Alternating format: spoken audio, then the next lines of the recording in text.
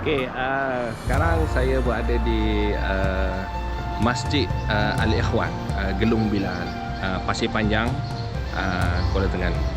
So, inilah sebuah ada cerita menarik berkenaan masjid ni yang saya rasa patut dikongsi bersama anda semua. Dan inilah dia masih menerima sumbangan daripada semua.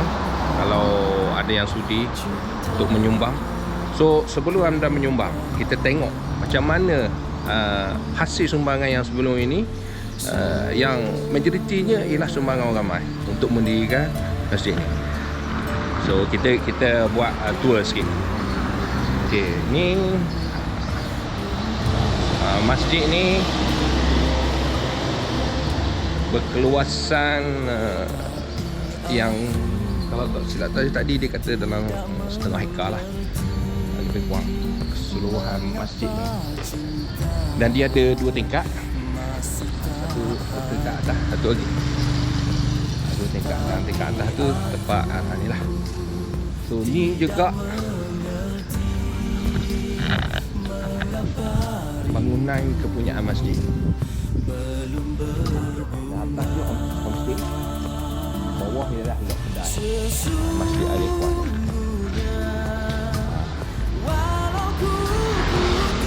So ni semua hasil daripada sumbangan orang ramai.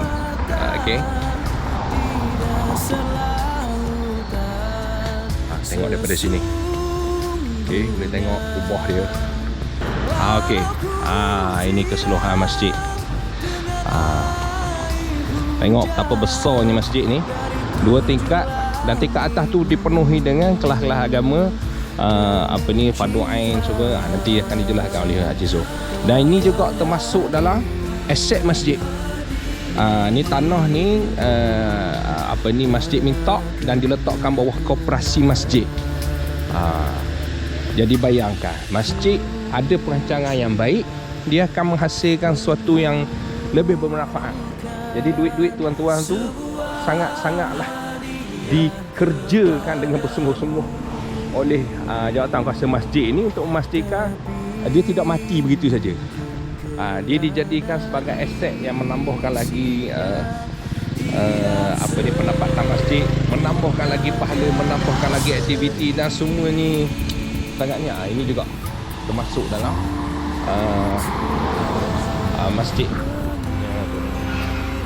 Kawasan tanah dia sehingga ke yang bendera sampai dekat longkang itu tanah dia tu.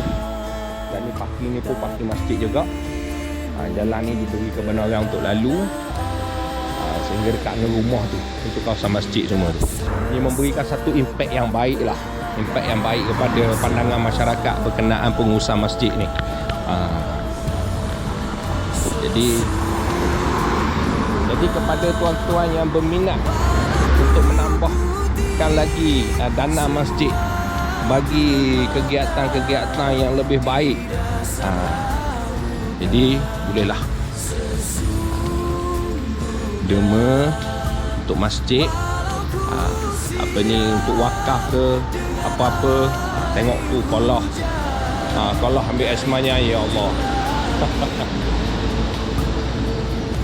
Comel tuan-tuan. Comel. Kalau tak ada duit tak boleh buat gini, tak ada skill tak boleh buat macam ni, kalau tak ada kesungguhan tak jadi macam ni. Tengok dengan pantai tapak gajahnya, dengan pokok kurmanya. Okay. So tuan-tuan boleh lihat sendiri keadaan masjid ni. Nanti kita jumpa dengan pengurusi masjid dan kita dapatkan cerita sebenar ni macam mana keadaan asal masjid. Kemudian insya-Allah kita boleh berkongsi gambar-gambar lama masjid itu macam mana dengan keadaan sekarang. So kita boleh tengok dia punya makeover daripada hasil sumbangan tuan-tuan sendiri. Okey. Bismillahirrahmanirrahim. Alhamdulillahirabbil alamin. Wa bihi nasta'in. Allahumma salli ala Muhammadin nabiyil ummi wa ala alihi wa sahbihi wa sallim. Saya Zulkifli bin Muda, umur sekarang 76 tahun, berasal daripada kampung Tanjung Paya, Kuala Terengganu, berhijrah ke kampung Gelombila ni pada tahun 1998.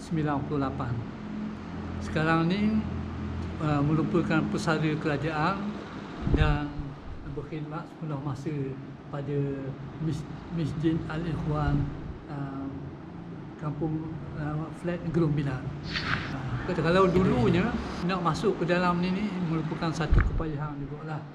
Hanya boleh dimasuki melalui jalan flat Gelombila. Oleh kerana itu, pengimarah surau pada ketika itu amatlah terhad dan dikhususkan kepada penghuni sekitar dan penduduk-penduduk di flat Gelombila. Jadi selepas saja daripada tahun 1998 apabila saya berpindah ke sini tu, saya melihat bahawa masjid surau ini tidak begitu diimarahkan.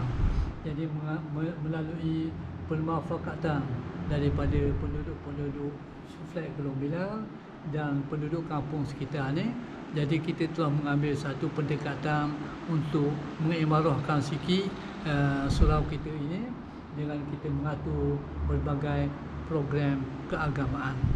Selepas daripada masa berlalu tu, jadi saya dan Pokda dan beberapa rakan-rakan telah memohon kepada kerajaan negeri pada ketika itu, semasa kerajaan PAS yang menang pada peringkat awal itu, kita telah memohon tapuk surau itu untuk kita perluaskan lagi, perbesarkan lagi untuk kita tambah lagi kapasiti surau kita. Jadi alhamdulillah lah kerajaan pada ketika itu telah pun bersetuju meneruskan, dan tanah yang diberi kepada kita pada ketika itu dalam 1 ekar diberi dan diamanahkan pentadbirannya kepada Jabatan Hal Ehwal Agama Terengganu. Jadi setelah kita mengadakan sembahyang Jumaat secara sepanjang masa itu, nampaknya sambutan begitu baik dan kita pun merangka untuk mengadakan program-program aktiviti keagamaan seperti mengadakan kuliah dan sebagainya. Pada peringkat awalnya, kuliah-kuliah ini mendapat sambutan yang amat baiklah, pasal benda baru. Sama kena tak ada tu, benda baru tu, jadi sambutan amat baik. Ini merupakan perancangan Allah Ta'ala belaka. Jadi apabila kita nak buat sesuatu tu, kita buat kerja secara gotong royong. Hatta pada suatu ketika tu, kita pernah buat kerja gotong royong tu hingga kepada pukul 1, pukul 2 pagi. Dan pada ketika itu amat meriah dan amat suka sekali kita melaksanakan tugas-tugas tu. Alhamdulillah, kerja-kerja yang telah kita rancang dan sama-sama kita laksanakan itu telah dapat kita laksanakan. Hasil dari perkembangan daripada pengimaran surau, jadi dalam pengaturan program-program keagamaan, surau ini mendapat sambutan dari semasa ke semasa. Makin ramai orang yang datang dan kapasiti yang telah kita perbesarkan tu tidak muat dah. Jadi perlu lagi pembesaran daripada surau itu. Dan alhamdulillah kita telah berusaha bersungguh-sungguh mendapat sumbangan daripada jemaah surau, mendapat sumbangan daripada individu untuk kita perbesarkan lagi surau. Dan alhamdulillah lah dengan kerjasama daripada ustaz-ustaz yang datang berkuliah tu, dia tu dah, jadi memang ada lah kambing-kambing tu mari dah. Tapi pada ketika-ketika orang tak ada lah. Jadi pada ketika-ketika so, jadi macam peruntukan daripada orang-orang persendirian ke apa semua, ataupun macam mana duit ni yang untuk pembinaan ni? Okey. Jadi boleh kebanyakan duit daripada pembinaan ni adalah sumbangan daripada individu, sumbangan daripada orang ramai. Daripada pihak kerajaan saya rasa tidak seberapa lah. Jadi itu merupakan ke atas kesedaran daripada hasil kuliah-kuliah yang kita adakan berhubung dengan infak dan sebagainya. Jadi jemaah dah faham kelebihan berhubung dengan infak dan sebagainya. Jadi untuk nak narik duit daripada poket masing-masing itu rasa tidak ada halangan. Okey, apa dalam jiwa Haji Zul ketika mana nak menggerakkan semua ni daripada sebuah surau yang orang kata macam kita kata adalah hampir terbiar hanya 2-3 waktu saja, sehingga menjadi macam ni masjid ni nak tunggu kelulusan untuk dapat masjid sebagai jemaah ni kan. Jadi apa dalam jiwa Haji Zul sebenarnya untuk kita kongsi atau motivasi kepada orang lain ni? Baik.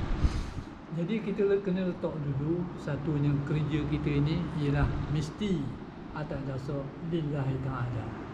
Jadi apabila kita letak di situ dan kita bermunajat, kita memohon, Allah Ta'ala akan memberi kelapangan dan kemudahan. Jadi menjadi hasrat kita lah masjid yang kita bina ini supaya dapat diimarahkan dengan sembahyang Jumaat dan sebagainya. Tapi buat masa sekarang ni kita telah pun memohon kepada pihak kerajaan untuk kita jadikan tempat sembahyang Jumaat di masjid kita ini, tetapi hingga sekarang ni belum lagi mendapat kelulusan. Paperwork atau kerja-kerja kertas tu telah pun kita laksanakan bagaimana yang dikehendaki oleh pihak jabatan. Masa baru Covid baru ni rasa-rasa berdekat dah dulu. Pasal masa tu orang tempat sembahyang tu rehat. Jadi lebih banyak tempat boleh dibuat sembahyang tu lagi baik. Rupa ni tak jadi gitu.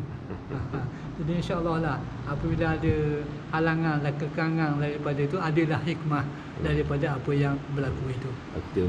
Motivasi nasihat Haji Zul kepada orang-orang muda ataupun tak kira lah orang muda, orang mana-mana ke untuk perkara-perkara kebajikan ini.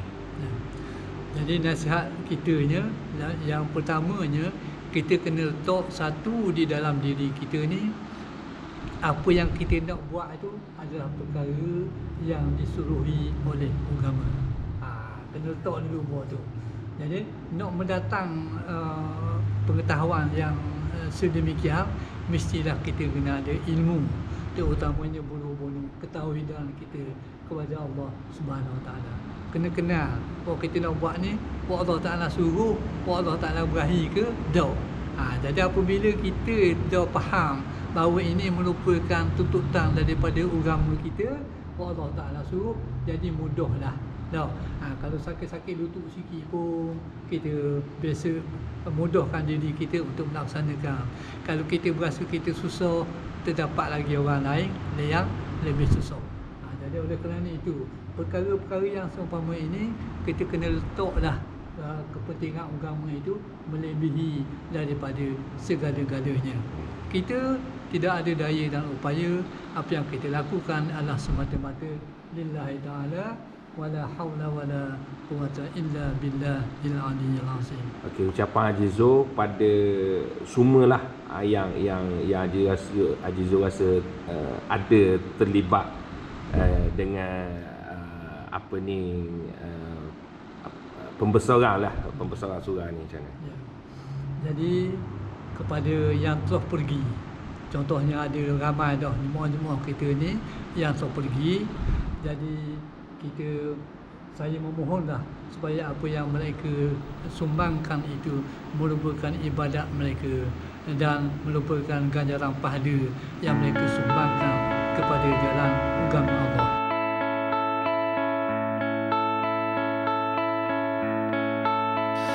Andai ku tahu kapan tiba ajalku, ku akan memohon Tuhan tolong panjangkan umurku. Andai ku tahu kapan tiba masaku, ku akan memohon Tuhan jangan kau ambil